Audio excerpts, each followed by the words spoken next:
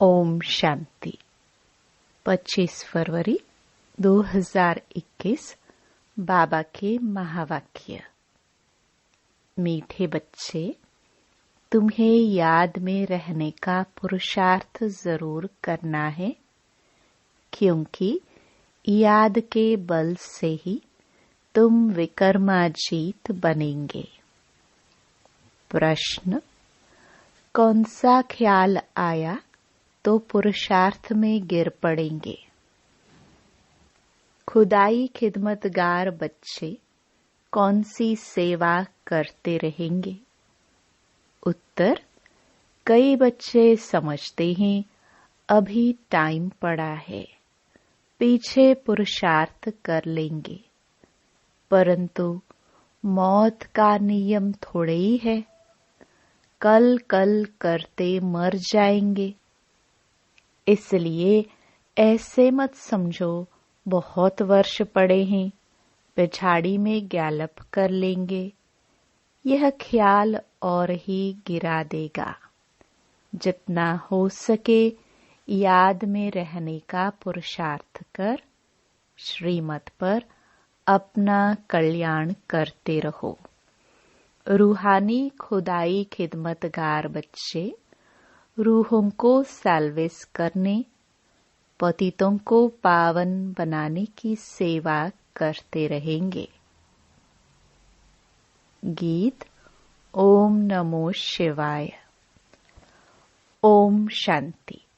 यह तो बच्चों को समझाया गया है, निराकार बाप साकार बिगर कोई भी कर्म नहीं कर सकते हैं, पाठ बजा नहीं सकते। रूहानी बाप आकर ब्रह्मा द्वारा रूहानी बच्चों को समझाते हैं। योग बल से ही बच्चों को सतो प्रधान बनना है, फिर सतो प्रधान विश्व का मालिक बनना है। यह बच्चों की बुद्धि में है। कल्प कल्प बाप आकर के राजयोग सिखलाते हैं। ब्रह्मा द्वारा आकर आदि सनातन देवी देवता धर्म की स्थापना करते हैं, यानी मनुष्य को देवता बनाते हैं। मनुष्य जो देवी देवता थे, सो अब बदलकर शूद्र पतित बन पड़े हैं। भारत जब पारसपुरी था तो पवित्रता सुख शांति सब थी। यह 5000 वर्ष की बात है। एक्यूरेट हिसाब किताब बाप बैठ समझाते हैं। उनसे ऊंच तो कोई है नहीं। सृष्टि व झाड़ जिसको कल्प वृक्ष कहते हैं, उसके आदि मध्य अंत का राज बाप ही बता सकते हैं। भारत का जो देवी देवता धर्म था, वह अब प्राय लोप हो गया है। देवी देवता धर्म तो अभी रहा नहीं है। देवताओं के चित्र जरूर है, यह तो भारतवासी जानते हैं। सतयुग में लक्ष्मी नारायण का राज्य था। भल शास्त्रों में यह भूल कर दी है, जो कृष्ण को द्वापर में ले गए हैं। बाप ही आकर भूले हुए को पूरा रास्ता बताते हैं। रास्ता बताने वाला आता है तो सब आत्माएं मुक्ति धाम में चली जाती हैं। इसलिए उनको कहा जाता है सर्व का सद्गति दाता। रचता एक ही होता है, एक ही सृष्टि है। वर्ल्ड की हिस्ट्री ज्योग्राफी एक ही है, वह रिपीट होती रहती है। सतयुग त्रेता द्वापर कलयुग, फिर होता है संगम युग। कलयुग में है पतित, सतयुग में है पावन। सतयुग होगा तो जरूर कलयुग विनाश होगा। विनाश के पहले स्थापना होगी। सतयुग में तो स्थापना नहीं होगी। भगवान आएगा ही तब जब पतित दुनिया है।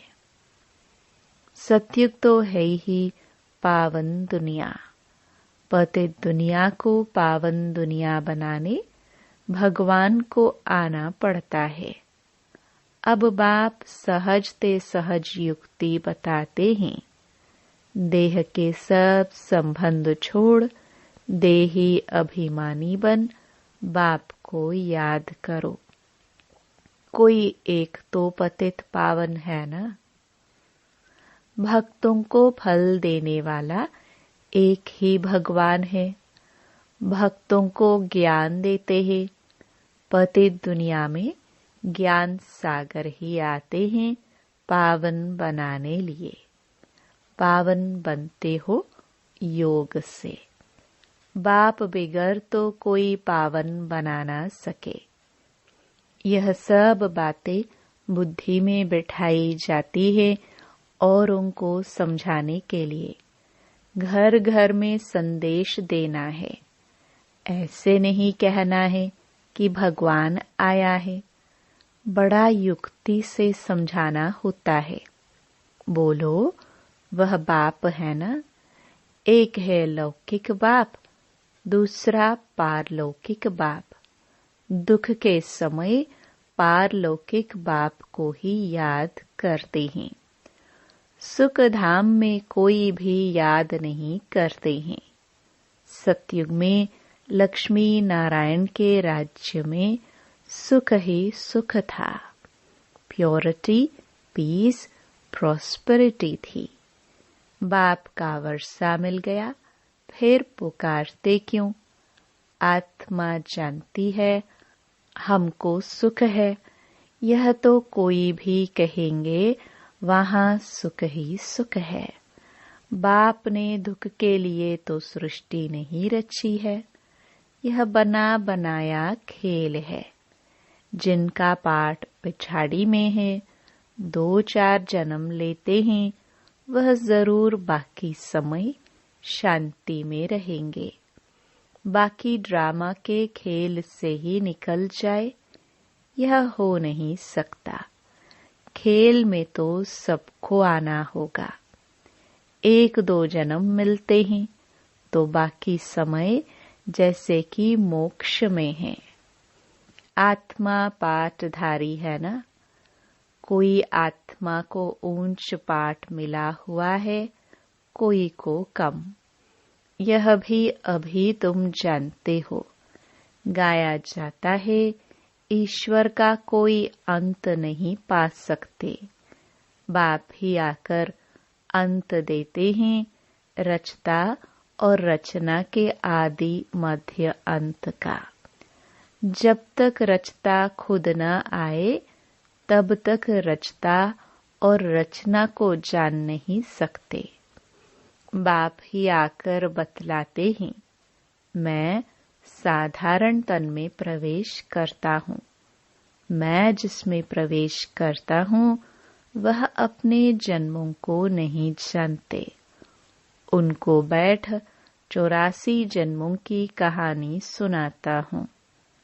कोई के पाठ में चेंज नहीं हो सकती। यह बना बनाया खेल है। यह भी किसकी बुद्धि में नहीं बैठता है। बुद्धि में तब बैठे जब पवित्र होकर समझे। अच्छी रीति समझने के लिए ही 7 रोज भट्ठी है। भागवत आदि भी 7 दिन रखते हैं। यहाँ भी समझ में आता है कम से कम 7 दिन के सिवाय कोई समझ नहीं सकेंगे। कोई कोई तो अच्छा समझ लेते हैं, कोई कोई तो 7 रोज समझ कर भी कुछ नहीं समझते। बुद्धि में बैठता नहीं। कह देते हैं हम तो 7 रोज आया। हमारी बुद्धि में कुछ बैठता नहीं। ऊंच पद पाना नहीं होगा तो बुद्धि में बैठेगा नहीं।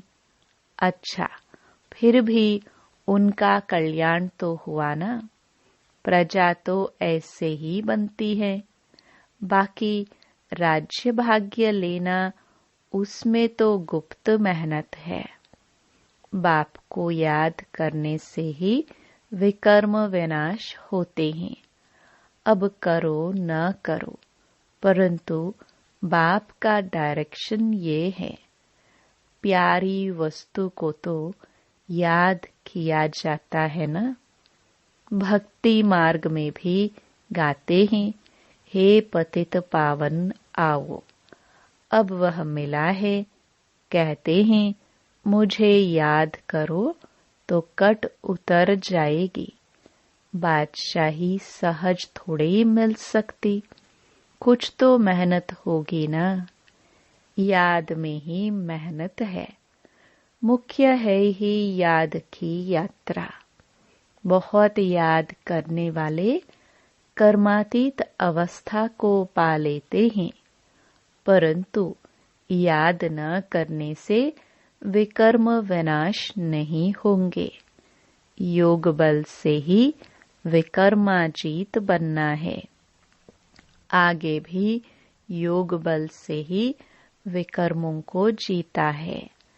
लक्ष्मी नारायण इतने पवित्र कैसे बने, जबकि कलयुग अंत में कोई भी पवित्र नहीं है। इसमें तो साफ है, यह गीता के ज्ञान का एपिसोड रिपीट हो रहा है। शिव भगवानुवाच, भूले तो होती रहती है ना। बाप ही आकर अभूल बनाते हैं। भारत के जो भी शास्त्र हैं, वो सब हैं भक्ति मार्ग के। बाप कहते हैं, मैंने जो कहा था वह किसको भी पता नहीं है। जिन्हों को कहा था उन्होंने पद पाया। 21 जन्मों की प्रारब्ध पाई, फिर ज्ञान प्राय लोप हो जाता है। तुम ही चक्कर लगाकर आए हो। कल्प पहले जिन्होंने सुना है वही आएंगे। अभी तुम जानते हो, हम सैपलिंग लगा रहे हैं मनुष्यों को देवता बनाने का। यह है दैवी झाड़ का सैपलिंग। वो लोग फिर उन झाड़ों का सैपलिंग बहुत लगाते रहते हैं। बाप आकर कॉन्ट्रास्ट बताते हैं। बाप दैवी फूलों का सैपलिंग लगाते हैं, वो तो जंगल का सैपलिंग लगाते रहते हैं।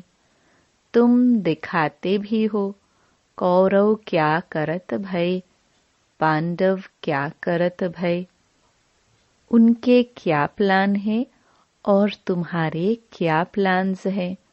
वो अपना प्लान बनाते हैं कि दुनिया बढ़े नहीं।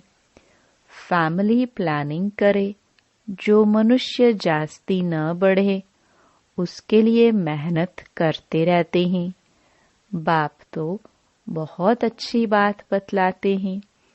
अनेक धर्म विनाश हो जाएंगे और एक ही देवी देवता धर्म की फैमिली स्थापन करते हैं। सतयुग में एक ही आदि सनातन देवी देवता धर्म की फैमिली थी और इतनी फैमिलीज थी नहीं। भारत में कितनी फैमिली हैं? Gujarati family, Maharashtrian family. वास्तव में भारतवासियों की एक फैमिली होनी चाहिए।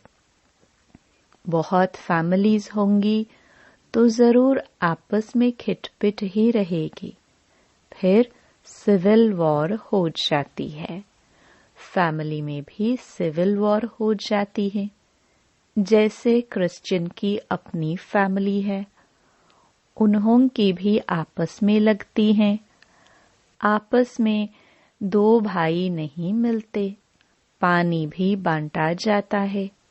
सिख धर्म वाले समझेंगे हम अपने सिख धर्म को जास्ती सुख दे, रग जाती है। तो माथा मारते रहते हैं। जब अंत होती है तो फिर सिविल वॉर आदि सब आ जाती हैं। आपस में लड़ने लग पड़ते हैं। विनाश तो होना ही है। बॉम्ब्स ढेर बनाते रहते हैं। बड़ी लड़ाई जब लगी थी जिसमें 2 बॉम्ब्स छोड़े थे, अभी तो ढेर बनाए हैं। समझ की बात है ना।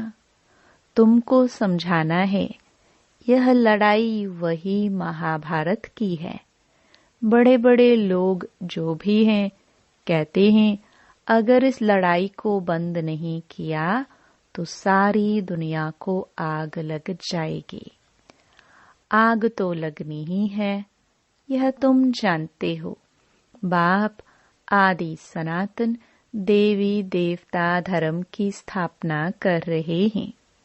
राजयोग है ही सतयुग का। वह देवी देवता धर्म अब प्रायलोप है। चित्र भी बने हैं। बाप कहते हैं कल्प पहले मुहाफिक जो विघ्न पड़े होंगे वह पढ़ेंगे। पहले थोड़े पता पड़ता है, फिर समझा जाता है कल्प पहले ऐसे हुआ होगा। यह बना बनाया ड्रामा है। ड्रामा में हम बंधे हुए हैं। याद की यात्रा को भूल नहीं जाना चाहिए। इनको परीक्षा कहा जाता है। याद की यात्रा में ठहर नहीं सकते हैं, थक जाते हैं। गीत है ना, रात के राही। इसका अर्थ कोई समझ ना सके। यह है याद की यात्रा। जिससे रात पूरी हो, दिन आ जाएगा। आधा कल्प पूरा हो, फिर सुख शुरू होगा। बाप ने ही मन मनाभव का अर्थ भी समझाया है। सिर्फ गीता में कृष्ण का नाम डालने से वह ताकत नहीं रही है। अब कल्याण तो सबका होना है। गोया हम सब मनुष्य मात्र का कल्याण कर रहे हैं। भारत खास और दुनिया आम, सबका श्रीमत पर हम कल्याण कर रहे हैं। कल्याणकारी जो बनेंगे तो वर्षा भी उनको मिलेगा। याद की यात्रा के सिवाय कल्याण हो ना सके। अभी तुमको समझाया जाता है। वह तो बेहद का बाप है।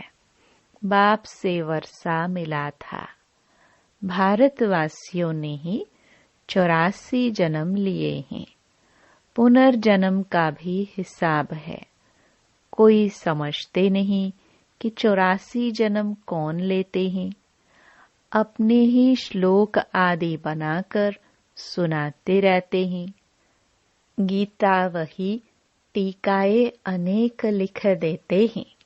गीता से तो भागवत बड़ा कर दिया है। गीता में है ज्ञान, भागवत में है जीवन कहानी। वास्तव में बड़ी गीता होनी चाहिए। ज्ञान का सागर बाप है। उनका ज्ञान तो चलता ही रहता है। वह गीता तो आधा घंटे में पढ़ लेते हैं। अभी तुम यह ज्ञान तो सुनते ही आते हो। दिन प्रतिदिन तुम्हारे पास अनेक लोग आते रहेंगे। धीरे धीरे आएंगे। अभी ही अगर बड़े बड़े राजाए आ जाए फिर तो देरी न लगे, झट आवाज निकल जाए। इसलिए युक्ति से धीरे धीरे चलता रहता है। यह है ही गुप्त ज्ञान। किसको पता नहीं है कि यह क्या कर रहे हैं। रावण के साथ तुम्हारी युद्ध कैसे है, यह तो तुम ही जानो और कोई जान ना सके।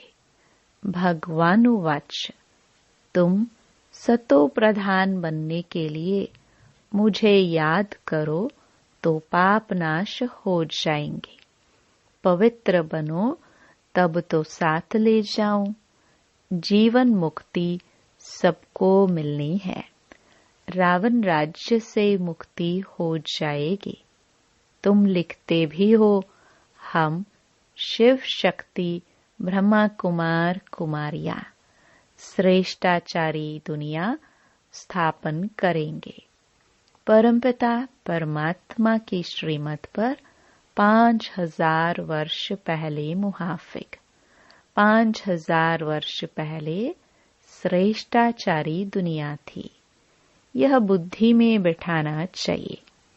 मुख्य मुख्य पॉइंट्स बुद्धि में धारण होंगी, तब याद की यात्रा में रहेंगे।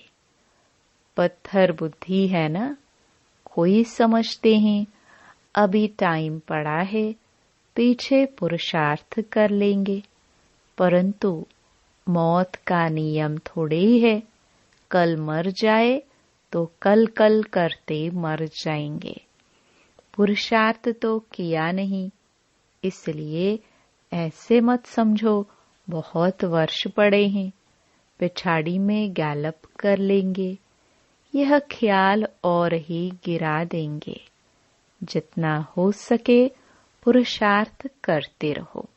श्रीमत पर हर एक को अपना कल्याण करना है, अपनी जांच करनी है। कितना बाप को याद करता हूँ और कितना बाप की सर्विस करता हूँ। रूहानी खुदाई खिदमतगार तुम हो ना। तुम रूहों को साल्वेज करते हो। रूह पतित से पावन कैसे बने, उसकी युक्तियां बतलाते हैं। दुनिया में अच्छे और बुरे मनुष्य तो होते ही हैं। हर एक का पाठ अपना अपना है। यह है बेहद की बात।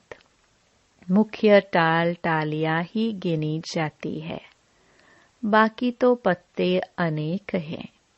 बाप समझाते रहते हैं, बच्चे मेहनत करो, सबको बाप का परिचय दो, तो बाप से बुद्धि योग जुट जाए। बाप सब बच्चों को कहते हैं, पवित्र बनो तो मुक्ति धाम में चले जाएंगे। दुनिया को थोड़े पता है कि महाभारत लड़ाई से क्या होगा। यह ज्ञान यज्ञ रचा गया है, क्योंकि नई दुनिया चाहिए। हमारा यज्ञ पूरा होगा तो सब इस यज्ञ में स्वाहा हो जाएंगे। अच्छा, मीठे मीठे सिखिलदे बच्चों प्रति मात पिता बाप दादा का याद प्यार और गुड मॉर्निंग। रूहानी बाप की रूहानी बच्चों को नमस्ते। धारणा के लिए मुख्य सार। पहला, यह बना बनाया ड्रामा है, इसलिए विघ्नों से घबराना नहीं है। विघ्नों में याद की यात्रा को भूल नहीं जाना है। ध्यान रहे याद की यात्रा कभी ठहर न जाए।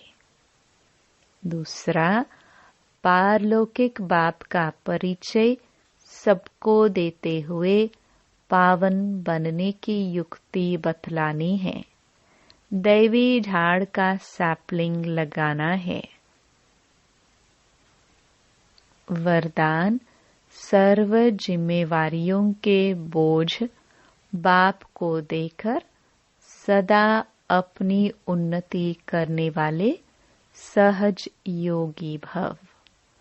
जो बच्चे बाप के कार्य को संपन्न करने की जिम्मेवारी का संकल्प लेते हैं, उन्हें बाप भी इतना ही सहयोग देते हैं।